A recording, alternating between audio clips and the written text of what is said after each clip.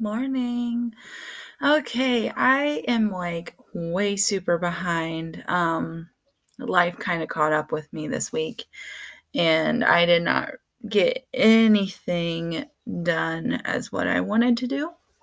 So I am going to spend my day getting caught up.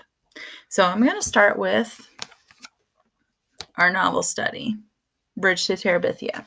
I'm going to read first, and then once I get through all of the reading, I will go over the answers for the novel study. So, Bridge to Terabithia by Catherine Patterson.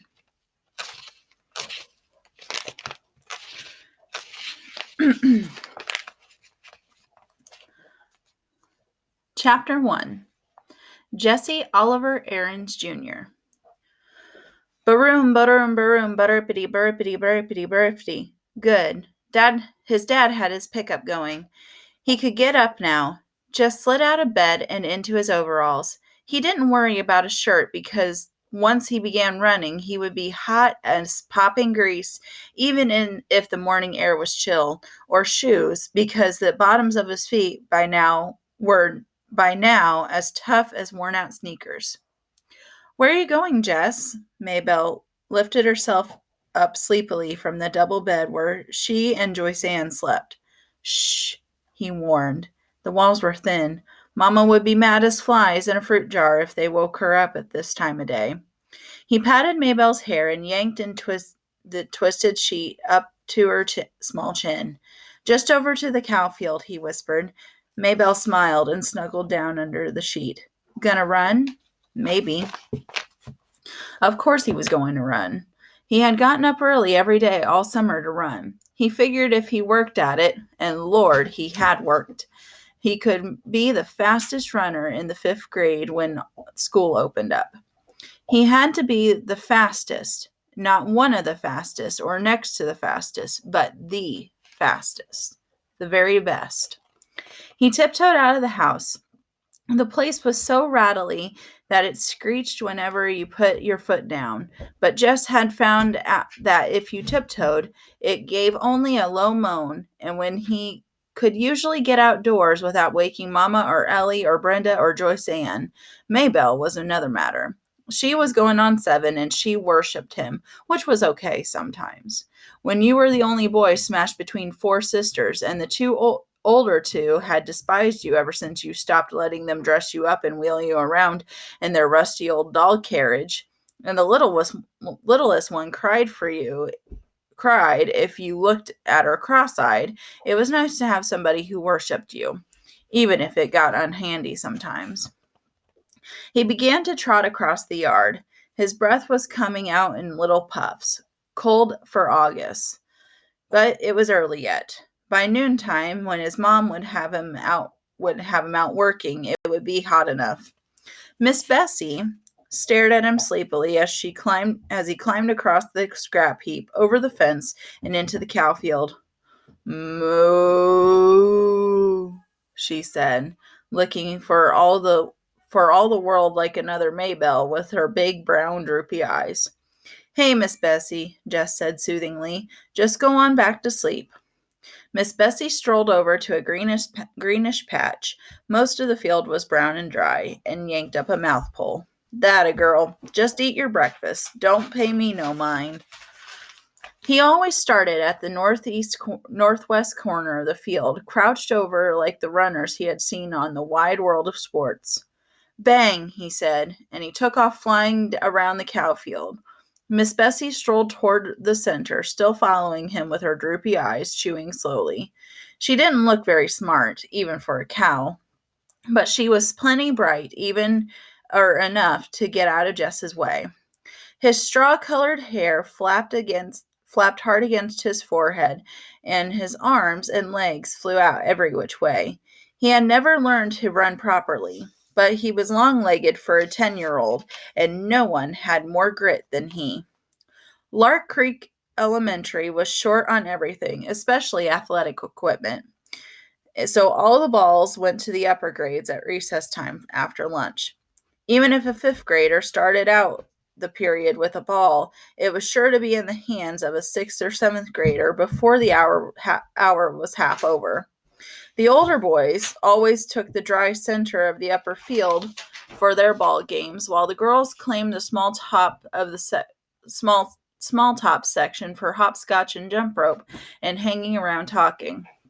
So the lower grade boys had started this running thing. They would all line up on the far side of the lower field where it was either muddy or deep, crusty ruts. Earl Watson, who was no good at running but had a big mouth, would yell bang, and they'd race to a line they'd towed across the other end. One time last year, Jesse had won. Not just the first heat, but the whole shebang. Only once. But it had put into his mouth a taste for winning. Ever since he had been in the first grade, he'd been that crazy little kid that draws all the time. But one day in April the 22nd, a drizzly Monday it had been, he ran ahead of all of them, the red mud slushing up through the holes in the bottom of his sneakers. For the rest of that day, and until after lunch on the next, he had been the fastest kid in the 3rd, 4th, and 5th grades. And he was only a 4th grader. Sorry, just a second. My dog dropped her ball in the trash can. On Tuesday, Wayne Pettis had won again as usual, but this year Wayne Pettis would be in the 6th grade. He played football until Christmas and baseball until June with the rest of the big guys. Anybody had a chance to be the fastest runner, and by Miss Bessie this year, it was going to be Jesse Oliver Aarons Jr. Jess pumped his arms harder and bent his head for the distant fence. He could hear the 3rd grade boys screaming him on. They would follow him around like a country music star, and Maybelle would pop her buttons. Her brother was the fastest, the best. That ought to give the rest of the 1st grade something to chew their cuds on. Even his dad would be proud. Jess rounded the corner.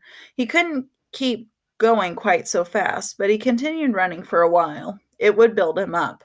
Maybelle would tell Daddy, so it wouldn't look as though Jess, was a bragger. Maybe Dad would be so proud he'd forget all about how tired he was from the long drive back and forth to Washington and digging and hauling all day. He would get right down to the floor and wrestle the way they used to. Old Dad would be surprised of how strong he had gotten in the last couple of years. His body was begging him to quit, but Jess pushed it on. He had to let that puny chest of his know who was boss. Jess! It was Maybelle yelling from the other side of the scrap heap. Mama says you gotta come in and eat now. Leave the milking till later.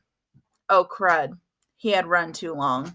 Now everyone would know he had been out and start in on him. Yeah, okay.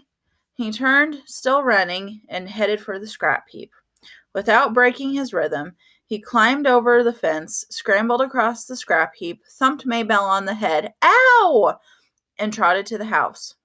Well, look at the big Olympic star, said Ellie, banging 2 cups on the table so that the strong black coffee sloshed out, sweating like a knock-kneed mule.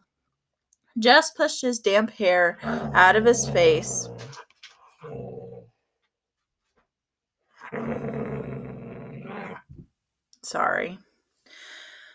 Jess pushed his damp hair out of his face and plunked down on the wooden bench. He dumped 2 spoonfuls of sugar into his cup and slurped to keep the hot coffee from scalding his mouth. Oh, Mama, he stinks. Brenda pinched her nose with her pinky crooked delicately. Make him wash. Get over to the sink and wash yourself, his mother said, without raising her eyes from the stove. And step on it. These grits are scorching the bottom of the pot already. Mama, not again, Brenda whined. Lord, he was tired. There wasn't a muscle in his body that didn't ache. You heard what Mama said, Ellie yelled at his back. I can't stand it, Mama, Brenda again. Make him get his smelly self off this bench. Jesse put his cheek on the bare wood of the tabletop. Jesse! His mother was looking now. and put a shirt on. Yes'm. He dragged himself to the sink. The water flipped. He flipped on his face, and up his arms prickled like ice. His hot skin crawled under the cold drops. Maybelle was standing in the kitchen door watching him. Get me a shirt, Maybelle.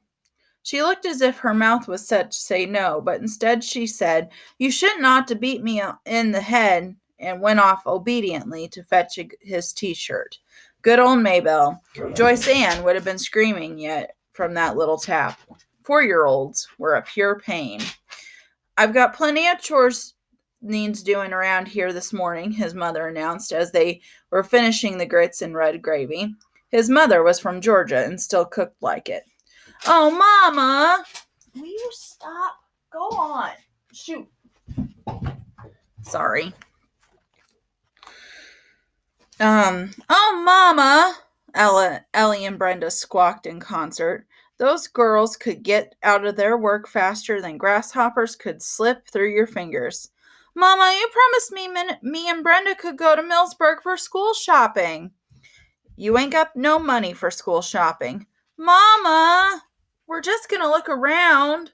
Lord, he wished Brenda would stop whining so. Christmas! You don't want us to have no fun at all. Any fun, Ellie corrected her primly. Oh, shut up. Ellie ignored her. Miss Timmons is coming by to pick us up. I told Lolly Sunday you said it was okay. I feel dumb calling her and saying you changed your mind. Oh, all right, but I ain't got no money to give you. Any money, something whispered inside Jess's head. I know, Mama. We'll just take the $5 Daddy promised us. No more than that. What $5? Oh, Mama, you remember. Ellie's voice was sweeter than a melted Mars bar. Daddy said last week we girls were going to have something for school. Oh, take it, his mother said angrily, reaching for her cracked vinyl purse on the shelf above the stove. She counted out 5 wrinkled bills. Mama, Brenda was starting in again. Can't we have just one more so it'll be 3 each? No. Mama, you can't buy anything for $2.50. Just one little pack of notebook papers gone up to. No. Ellie got up noisily and began to clear the table. Your turn to wash, Brenda, she said loudly. Aw, Ellie. Ellie jabbed her with her spoon. Just saw that look. Brenda shut up her wine halfway out of her rose luster lipstick mouth. She wasn't as smart as Ellie, but even she knew not to push Mama too far. Which left Jess to do the work as usual. Mama never sent the babies out to help, although if he worked it right, he could usually get Maybelle to do something. He put his head down on the table. The running had done him in this morning.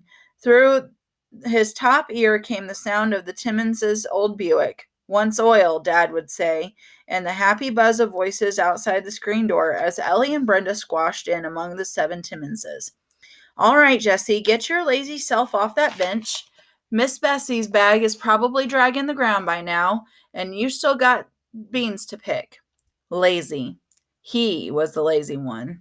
He gave his poor dead weight of a head 1 minute more on the tabletop. Jessie? Okay, Mama, I'm going. It was Maybelle who came to tell him in the bean patch that people were moving into the old Perkins place down the road, down on the next farm.